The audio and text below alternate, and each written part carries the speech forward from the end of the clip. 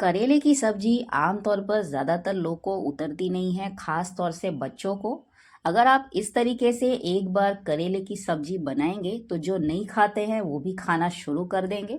मेरे घर में भी ऐसे तो करेले की सब्जी किसी को उतरती नहीं है, लेकिन जब भी मैं इस तरह से भरवा करेले की सब्जी बनाती हूँ तो घर में सभी इसको मांग मांग के खाते हैं, इतनी टेस्टी लगती है सबको। तो hello everyone, welcome back to my another cooking blog channel. I hope all of you doing well. मैंने यहाँ पर ले लिए हैं 4 बड़े साइज के करेले और उसके मैंने ऊपर के और नीचे के भागों को काट लिया है। अब इसके मैं छिलके निकाल दूंगी। तो आप देख सकते हैं मैंने इसके छिलके जो है अब निकालने शुरू कर दिए हैं। और अब इसी तरह से मैं जो है दूसरे करेले के छिलकों को भी निकाल लूंगी। तो देखिए मैंने इस तरह से सारे छिलके निकाल दिए हैं और अब इसी तरह से बाकी करेले के छिलकों को भी मैं निकाल दूंगी। तो आप देख सकते हैं मैंने सभी करेले के छिलकों को निकाल दिया है।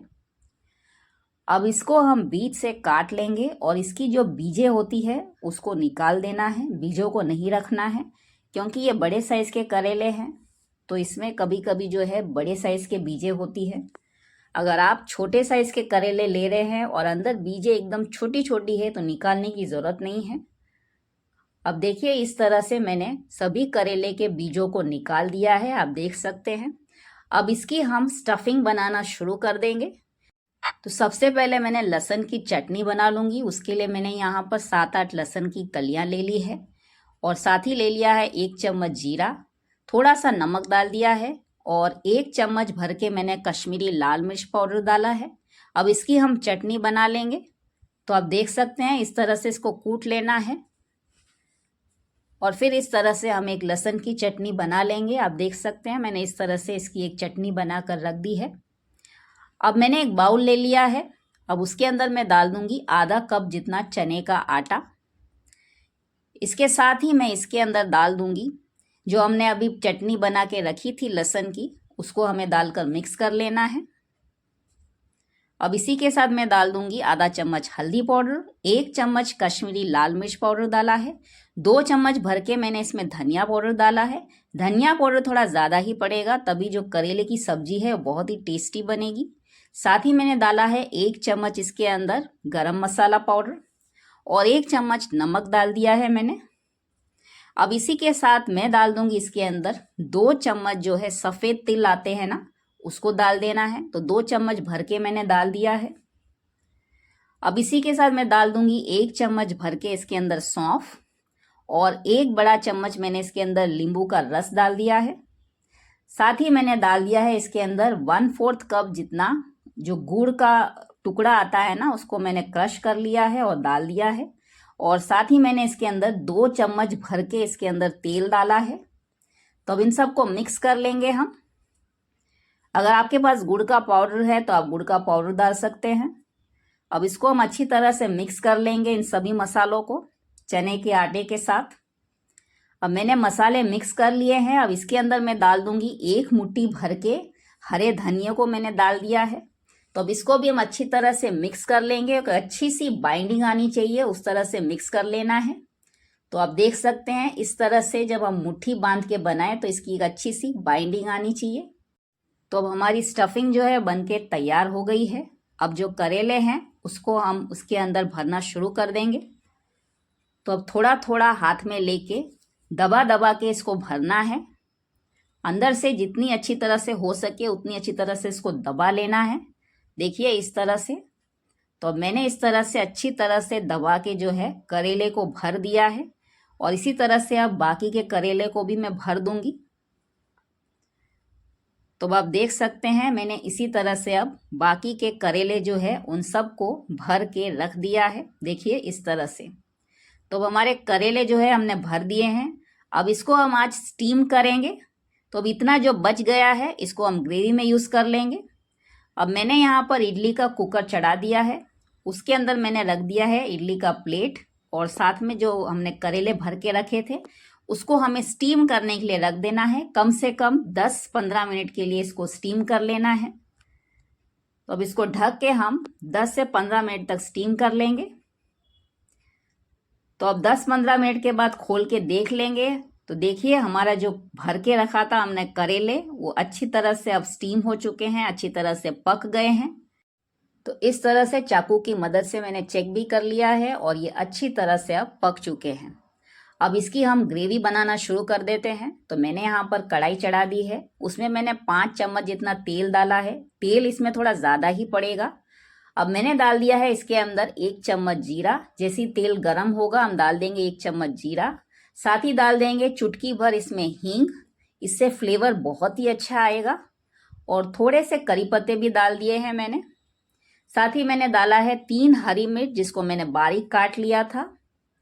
और 1 चम्मच जितना जो अदरक आता है उसको मैंने ग्रेट करके 1 चम्मच भर के डाल दिया है। तो जब तक इसमें मिर्ची और अदरक भून जाते हैं तब तक हम जो है प्याज का पेस्ट बना लेते हैं। तो उसके लिए जो है हम ले लेंगे 2 बड़े साइज के प्याज और उसको जो है मैंने इस तरह से काट लिया है। देखिए इस तरह से मैंने 2 प्याजों को काट लिया है। अब इसका हम पेस्ट बना लेंगे। तो अब देख सकते हैं इस तरह से मैंने 2 बड़े प्याज का पेस्ट बना लिया है। अब इसको हम जो हमने भून के रखे थे अदरक और हरी मिर्च को उसके अंदर डाल के मिक्स कर लेंगे। तो इस तरह से हम पेस्ट बना के डालेंगे तो ग्रेवी में एक बहुत ही स्मूथनेस आएगा और बहुत ही टेस्टी लगेगी ग्रेवी भी। तो करेले की सब्जी में इस तरह से आप प्याज का जो है पेस्ट बना के डालेंगे तो बहुत ही अच्छा एक स्मूथिंग टेक्सचर आएगा इसका। अब प्याज जब है थोड़े से हल्के ब्राउन कलर के हो जाएंगे तब इसके अंदर हम डाल देंगे मसाले। तो इसमें से थोड़ा तेल भी छूटने लगा है और प्याज जो है अच्छी तरह से भुन गए हैं। अब मैंने डाल दिया है आधा चम्मच हल्दी पाउडर, 1 बड़ा चम्मच मैंने इसके अंदर कश्मीरी लाल मिर्च पाउडर डाला है, 1 चम्मच धनिया पाउडर डाला है, 1 चम्मच इसके अंदर मैंने जो है जीरा पाउडर डाला है और 1 चम्मच इसके अंदर आमचूर पाउडर डाला है। अब इन सब को अच्छी तरह से हम मिक्स कर लेंगे। तो जो मसाले हैं वो तेल में अच्छी तरह से भून लेना है और इन मसालों को अगर ये चिपके नहीं उसके लिए हम इसके अंदर थोड़ा सा पानी डाल देंगे तो मसाले नीचे से चिपकेंगे नहीं और जो है वो अच्छी तरह से पक भी जाएंगे। तो मैंने यहाँ पर आधा कप जितना पानी डाल के अब इसको हम भून लेंगे।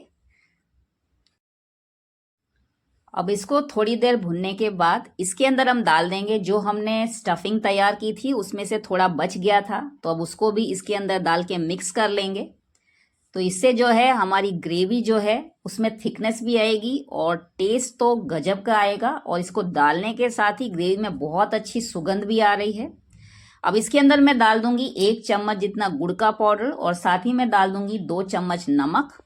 तो नमक थोड़ा ध्यान से ही डालिएगा क्योंकि पहले से हमने जो स्टफिंग बना के रखा था उसमें भी डाल के रखा हुआ है। अब इसको हम मिक्स कर लेंगे और फिर इसके अंदर हम थोड़ा सा पानी डाल देंगे इसको पकने के लिए, क्योंकि हमने जो चने का आटा है वो कच्चा ही डाला था तो उसको थोड़ा पकाना ज़रूरी है। तो उसके लिए अब इसको हम 2-3 मिनट तक पकने के लिए रख देंगे। अब 2-3 मिनट तक देखिए तेल भी अच्छी तरह से छूट गया है और जो मसाले हैं चने का आटा है वो सब अच्छी तरह से पक गए हैं। अब इसके अंदर हम डाल देंगे करेले को जिसको हमने भर के रखा था और इनको हल्के हाथों से मिक्स कर लेना है, एकदम हल्के हाथ से मिक्स करना है। और फिर इसमें थोड़ा जो है ग्रेवी में थोड़ा सा हम पानी डालेंगे और इसको 5 मिनट के लिए हम पकने के लिए रख देंगे, क्योंकि हम ऑलरेडी इसको पका चुके हैं करेलों को। तो ज़्यादा देर इसको रखने की ज़रूरत नहीं है, बस ये मसालों में अच्छी तरह से पक जाए उतनी देर ही हमें रखना है। तो 5 मिनट में जो है हमारा करेले का सब्जी बन के तैयार हो जाएगा। अब इसको हम ढक के पकने के लिए रख देंगे। तो अब 5 मिनट हो चुके हैं और हमारी जो भरवा करेले की सब्जी है देखने में ही इतनी अच्छी बढ़िया खुशबू आ रही है ना, पूरे घर में इसकी खुशबू फैल गई है। और करेले की सब्जी तो कोई बोलेगा ही नहीं, इतनी टेस्टी लगेगी। ऊपर से मैंने धनिया डाल दिया है तो बहुत ही बढ़िया बनकर आया है। तो इस तरह से एक बार ट्राई करने वाली रेसिपी है ये, एक बार ज़रूर से ट्राई कीजिएगा। इसको आप चावल के साथ, रोटी के साथ, किसी के साथ भी खा सकते हैं। तो आज मैं इसको रोटियों के साथ सर्व करूँगी। तो बहुत ही टेस्टी और बहुत ही स्वादिष्ट होती है ये करेले की जो भरवा करेले की सब्जी है। एक बार ज़रूर से ट्राई कीजिएगा आप लोग को ये रेसिपी कैसी लगी। अगर अच्छी लगी हो तो प्लीज़ वीडियो को एक लाइक ज़रूर कर दीजिएगा और शेयर करना बिल्कुल ना भूलिएगा। मैं मिलती हूँ एक नई रेसिपी के साथ, तब तक के लिए टेक केयर, धन्यवाद एंड बाय बाय।